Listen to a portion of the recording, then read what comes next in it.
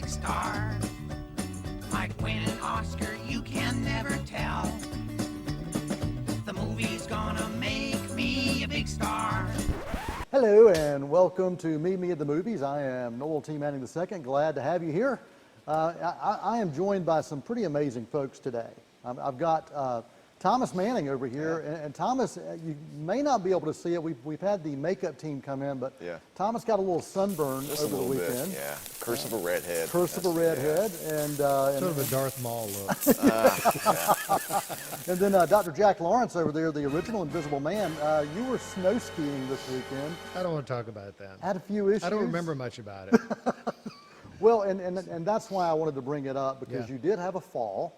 My mom watches this show, you know. She doesn't know this. Okay, it was a fall, and if things go a little off the rails more than normal today, and Greg just starts jabbering, it may be the concussion that he's not sure if he has or not. I didn't have a concussion. He did not have a concussion. Okay, no concussion. We will see. We're going to bring in, don't we have like nurses down the hall? Yes. Okay, we'll bring in the nursing team during the break. Actually, we could just drop in on me from time to time anyway. They worry. We could do it during the show. We could just have them do some testing. That's true. So let's. Hey Tim, back on the Tim cam. Tim, do you think you could make a phone call? I get the interns to run down the hall and see if they could get the nurses. That'd be a better use of their time. Yeah. All right. Well, welcome to me. No kind of probing. I'm just saying. I'm drawing the line. Well, welcome to Meet Me at the Movies. We are going to talk films today, and The Invisible Man is really kind of on everybody's mind. I really love the Blumhouse productions.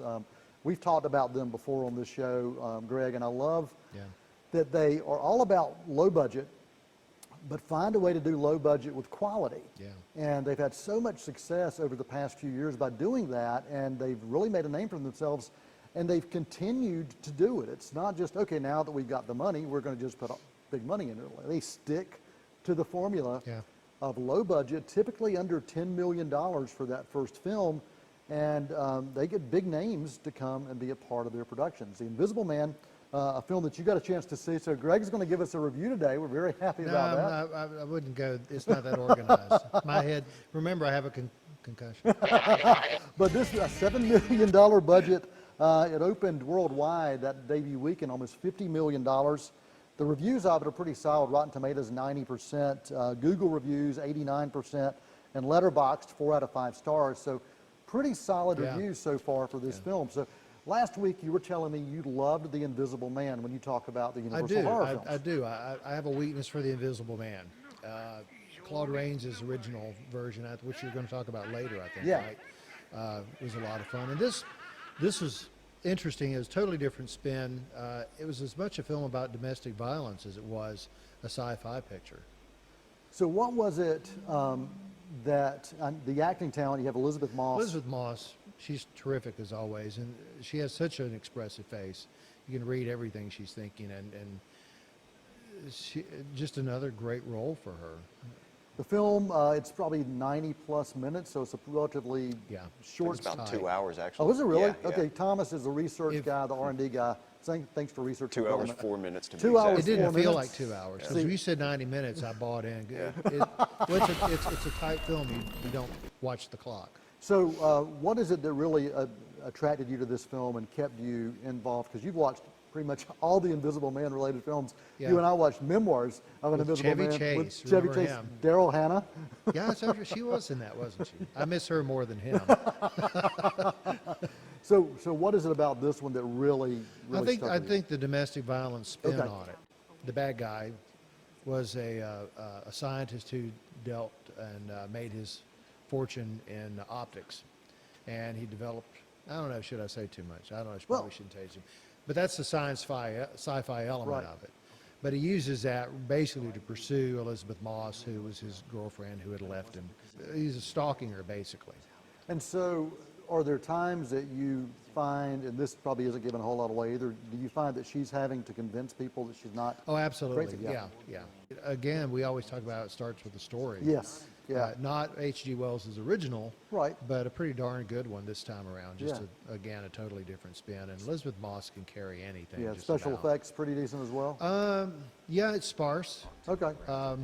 You know, with the traditional horror movie, you look in the edges of the frame, to look for a shadow or see who's there. You don't even have that to 'Cause you're help invisible. tip you off this time. But when you do finally get a glimpse of him and you finally see him, there is a jolt there anyway. Right. Again, the effects are sparse but effective. Yeah, just a few years ago, Universal was hoping to come back with the Dark Universe. Right. And they had these plans in place to have several of these films connected. An Invisible Man, we saw The Mummy with Tom Cruise, and it was The Mummy's lack of success that allowed them to, well, that kind of forced them to say, okay, we're not going to pursue Big this budget anymore. film too. Yeah, right? I believe it even made $400 million at the box office worldwide, but because it had such a big budget, it wasn't even profitable, and the reviews were all over the place, well, mostly negative.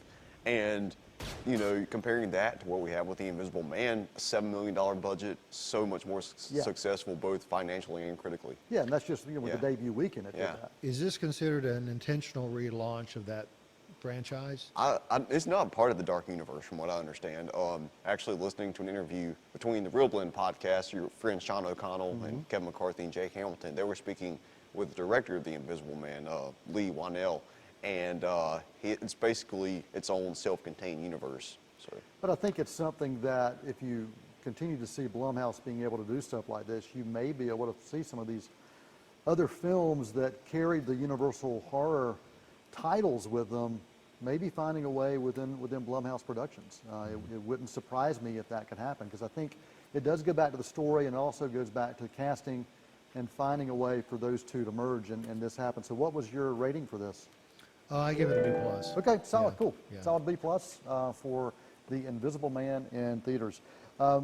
There's a new Harry Potter film that's out. Is that right, Tom? Is that what I hear? Well, not quite. No? What? Starring Daniel Radcliffe. Oh, okay. So Harry Yeah. Potter is starring in another film. Yeah, somewhat. Yeah, we'll go with that. This is Escape from Pretoria. It's actually adapted from the autobiography of Tim Jenkin, who was this takes place back in apartheid era of South Africa, and Tim Jenkin was a white man who was arrested along with a friend of his, Stephen Lee, played by Daniel Webber, and Jenkins played by Radcliffe. So the two of them were arrested because they were, quote, radical terrorists who were speaking out for equality and integration, which of course is not radical, but in that era and that geographical location that was seen as such. And so they're arrested, and they had this, now they're in prison, Pretoria prison, and they had this whole dilemma even among the prisoners within Pretoria. Some of them were arrested for similar things, but there's some ideologies that kind of clash. Do you basically stick it to the man by serving out your sentence and just accept responsibility and become a martyr, or do you do everything you can to break out of the prison and continue the fight in the outside world? So very interesting to see. So the choices that are yeah. made to continue to find a way to promote the equality that you want to promote. Right, yeah, and it's really interesting to see even within that group, this group that is fighting for equality, there's even some division among them. So that just kind of goes to show that there's division everywhere, and different degrees, different levels of that, but I found that to be a very interesting thing to explore. Okay. Yep. I have a question. Yeah. How old is he? I haven't heard the phrase "stick it to the man" since 1974. Prove me, baby. Well, they were probably saying "sticking to the man" quite a bit in this particular Oh, yeah, film. yeah, definitely. And also, Yeah, if you yeah. watched Once Upon a Time in Hollywood, you probably saw "Stick It to the Man" Well, a few times. yeah, in the 70s. Or yeah. Dolomite. So, Yeah. But so go ahead. Sorry, there's did I get off topic there? Never mind, forget it. Perfectly fine. Yeah, okay. yeah, but the core of this narrative is the escape plan. It's a prison break movie in many ways. So you have Radcliffe and Weber's characters, and also they come into contact with Mark Leonard Winter's character, who's Leonard Fontaine. Mark Leonard Winter, keep your eye on him. He very much reminds me of Daniel Day-Lewis, just in Wow, his okay. his mannerisms, his facial expressions. His eyes are gorgeous eyes.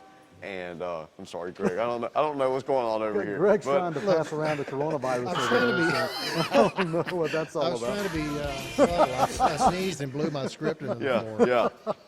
But yeah, so Boy, we're a smooth production, We aren't we? are, man. Our studio audience, Oh, wow. They're loving it. they left. Oh, goodness. I Yeah. don't blame them.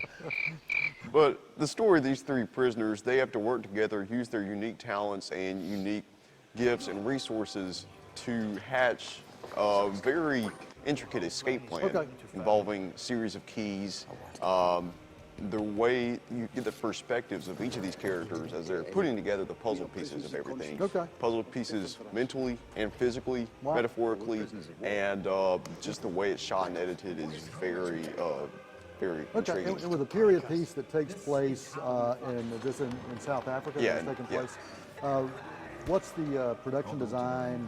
What is that like for this? Pretty solid? For the most part, it takes place inside of a prison, and it's your standard, barren walls. You got your, I think the way that the sound designers were able to use the sounds of the prison production design really was very fascinating. Just the clanging of cell doors, of course, and the footsteps along a barren hallway, but also when the prisoners are in their escape route, trying to quiet their breathing as the guard is coming down the hallway, slowly turning the key inside of the makeshift key inside of a lock, and just the intense moments of, palpable tension. The sound design, the sound mixing, really all played a strong role in this. So the standout sounds like the technical aspects. Daniel Radcliffe did a solid job. Oh, as yeah, well. definitely. So who would enjoy this film? Well, or would they enjoy this? Yeah, you would certainly enjoy it. My grade is solid B for it. But it is a very suspenseful film, and you have to kind of prepare yourself for that. You find yourself holding your breath a lot, and that just goes to show how incredible the direction was, directed by Francis Annan. And so you really have to mentally and physically prepare yourself for it. But it's also one that I think we all need to watch just because of what it has to say about our world and the injustices of racism, which even taking place 40 years ago, the themes are still relevant today. Okay, awesome. So the relevance is still there. Yeah. And the name of the film? Escape from Pretoria. Awesome. All right, Thomas gave that a B rating. We're going to take a quick intermission right here. And Greg, what was your rating again for The Invisible Man? B+. B+. And, think about it. If Harry Potter had been invisible, if he used that cloak of invisibility, he could have escaped from Pretoria a lot easier. You mentioned a key. I was thinking about a port key. Exactly. There was like a booth there. I think that Harry Potter just should have just gone back to the lessons he learned Daniel as a Radcliffe child. is making some really interesting acting choices post Harry Potter. He really is. I agree. I agree completely. Well, we're going to take a quick intermission. We're going to come back with a couple of interviews. We've got Anya Taylor-Joy and also Bill Nighy, not the science guy, talking about the film Emma right after this quick.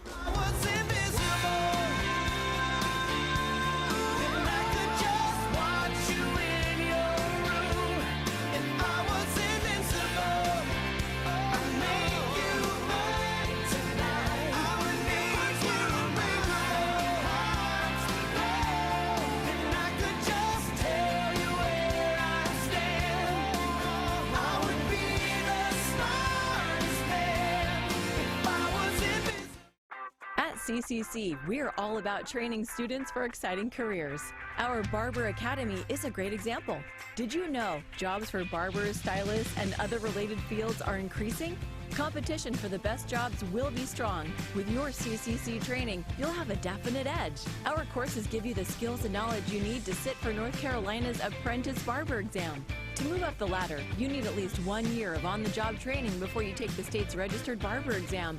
If you pass, it's official. You'll be a registered barber. While private barber schools can cost $10,000 or more, CCC makes it affordable. Plus, you can complete our Barber Academy in only 15 months. Now the question is, are you ready to start your journey today? Overture, curtain lights, this is it, the night of nights. No more rehearsing and nursing a part. We know every card by heart. Overture, curtain lights, this is it. We'll hit the heights, and oh, what heights we'll hit.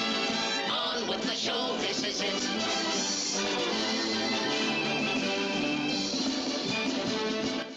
Someone once said that without music, life would be a mistake. and that's how we feel here on Face the Music. Hi, I'm Summer Castle-Keever, and I'd love for you to join me each month on our new program, Face the Music, which airs on C19 TV and C19.TV. Each month we'll highlight the talents, personalities, and stories behind some of the area's most gifted singers, songwriters, and musicians. It's going to be a lot of fun, so join me each month for a new edition of Face the Music right here on C19. They're gonna put me in the movies. They're gonna make a big star out of me. Welcome back to Meet Me at the Movies. I am Noel Manning II, along with Thomas Manning, Greg Tillman, and also Tim Foster and the interns back there on the Tim Cam. We've lost our studio audience. We've lost our studio audience, but during the break, Tim did line up the satellite links for two different interviews. The first one is going to be with, is that Anya Taylor we've got lined up first? Okay, Anya Taylor-Joy is lined up. You may remember her from the movie Split and Glass. She's been, past 5 years have been pretty amazing for her. And she's also going to be seen later on this year in The New Mutants. And let's go to that interview. If he's got it set up, let's see if we can talk to Anya Taylor-Joy for the movie Emma. Hello? Am I speaking to myself? Oh no, hello. Hi, Noel. Hi, Anya Taylor-Joy. How are you? I'm good, thank you. Thank you so much for taking the time to speak with us on Meet Me at the Movies. Really appreciate it. No, thank you. The last few years for you have been this whirlwind, and it seems like every time we turn around, we're seeing your amazing talent. And I just want to talk to you a little bit about what that has been like for you, and then we'll dive into to Emma. So tell me what these last few years have been like for you.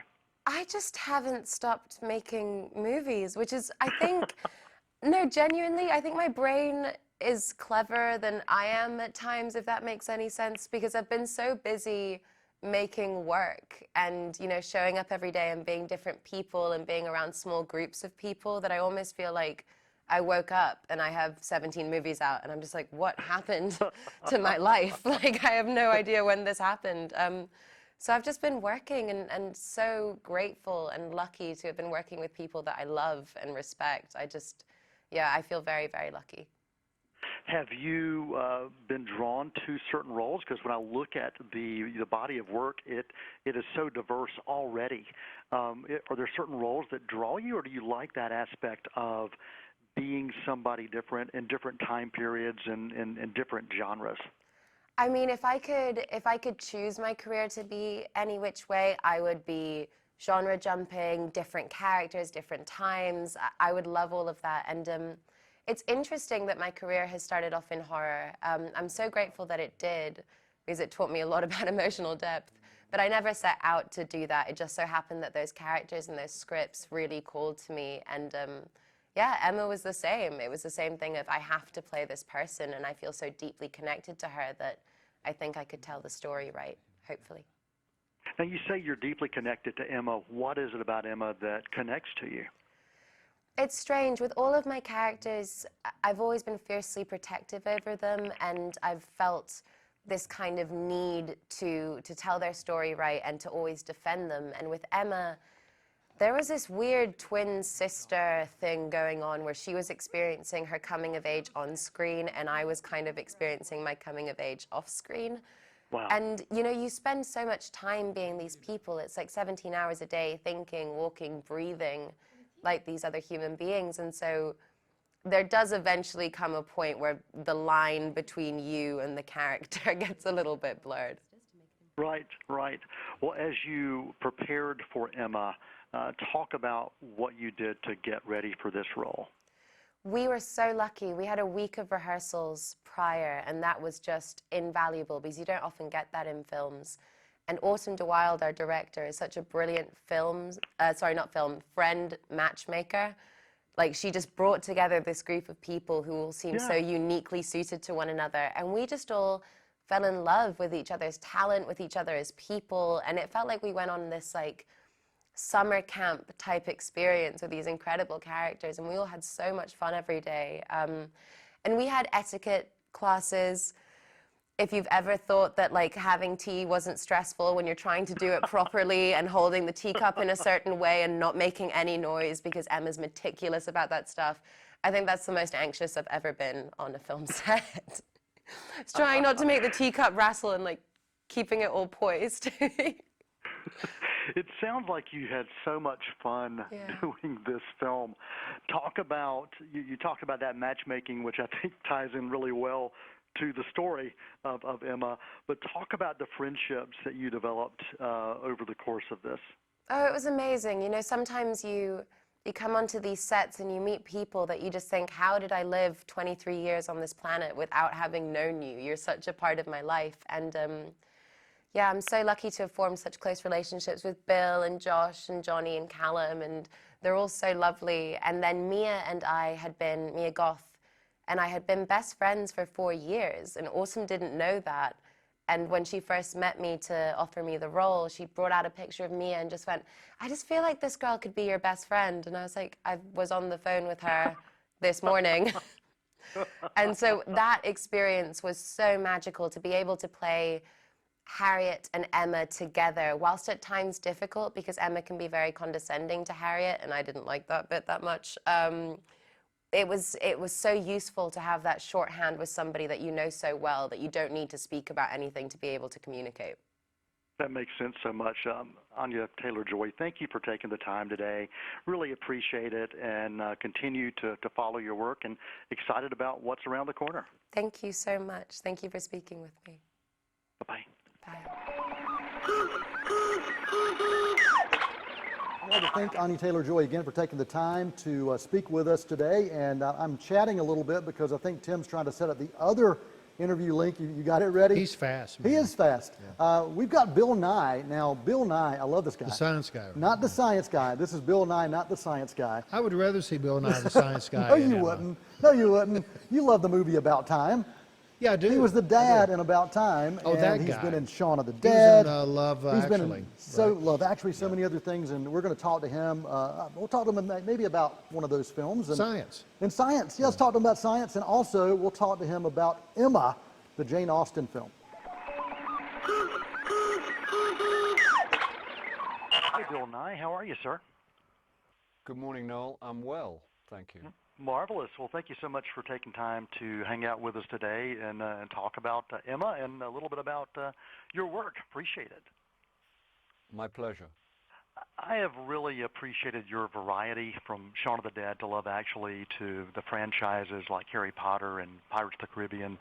You're really no stranger to diversity in cinema as far as the type of roles you take on. And I've got to ask, is there one role that you feel is most like you, and why? Well, I'm maybe not the best judge, but off the top of my head, I did a movie for HBO, BBC HBO, called The Girl in the Cafe, which was not entirely me, but it was quite a lot like my dad. And I decided to make it as a kind of tribute to my father. And I am not unlike my father. On occasions when my father passed on, my mother, when she saw me, would go very quiet because I was so physically like my father. And I think in terms of being, I suppose, reserved, I think I get that from my dad. And in The Girl in the Cafe, he was extremely reserved, but he was not entirely unlike me. I think it's marvelous when we can find those roles or things that can connect us to our lineage. And so when you started talking about connecting to your lineage, I was thinking, okay, is he going to go to About Time and talk about his father being a time traveler? So Yeah, no, actually, that's absolutely correct. About Time, I did attempt to not do any acting, as it were. Do you know what I mean? I tried. I said to Richard, I think this requires, you know, to have no concession to the fact that, you know, you're in a movie kind of thing. Right. No kind of heightened anything. No spin on it. And I hope, you know, I think actually if you ask me that question again, I would probably say About Time. I wrote on the script of About Time, on the cover page, I wrote Jason Robards because I saw a movie called Julia, in which Jason Robards was just there in a way that I'm not saying I am Jason Robards because I'm not Jason Robards, but he was a great man, you know, great director, a great actor. And but in Julia, he made a deep impression on me because he was just there in a very simple and fabulous way. Well, speaking of like simple and fabulous, you know, look at your role in Emma, and it is simple and fabulous as well. And what was it about the role for Emma that really spoke to you, and you said, yeah, I'd like to be a part of that? Well, what really drew me to it in the end was the way that Autumn de Wilde, the director, who is a remarkable person and a fabulous director who's never directed a film before, and boy, has she delivered. She spoke about Mr. Woodhouse in a way that I kind of thought we might be in business. He's a valetudinarian, not to be confused with a hypochondriac. A hypochondriac is obsessively concerned with their own health. A valetudinarian, apparently, I never knew this word either, is obsessively concerned with other people's. In other words, he's a control freak, and he's an uptight Englishman of a certain kind, which, you know, in terms of comedy, that's not a bad place to find yourself. Right. I spoke with Anya Taylor-Joy earlier about her preparation for Emma, and she talked about having to take these etiquette classes that kind of helped her. And did you do anything special to prep for your role in this film? I didn't really do it. I didn't do any of the classes. I think I was away working somewhere. But I let the costumes kind of dictate how you move. And I just went over and over and over and over and over on the lines so that I knew them backwards, so that I could give the impression that I'd never said them before. That's the gig, you know, so I could give the appearance of spontaneity, even though it's archaic language which is not familiar in my mouth. And that was my major challenge. Wonderful. Well, I had one final question from friends of mine who are musicians. They're wondering, are the Fruits ever going to get together again? Just wondering if that's going to happen. I love this question. This is arguably my favorite question in the whole of my show business career. If I had an answer, I'd give it to you. I hope the Fruits will be back in one form or the other. It's not over yet. Excellent. Well, Bill Nighy, thank you so much for your time. Thank you for your body of work and for spending time with us today here on Meet Me at the Movies. My pleasure. Thank you so much. I'd like to thank Anya Taylor-Joy and also Bill Nighy for spending time with us talking about Emma, the Jane Austen classic, kind of a different look at that. And I appreciate their time. It's always a lot of fun to be able to get these interviews and to spend time with them and letting them spend time with us and our audience. I do appreciate you hanging out today. We reviewed Invisible Man, also Escape from Pretoria. And maybe next week we'll do a Take 5 on Universal horror films that are essential. I'm in. Maybe we can do that next week. So I'll leave you with a movie quote of the week. The movie quote of the week does come from Frankenstein, 1931's Frankenstein. How do you spell that? Henry Frankenstein says, "Crazy? Crazy am I?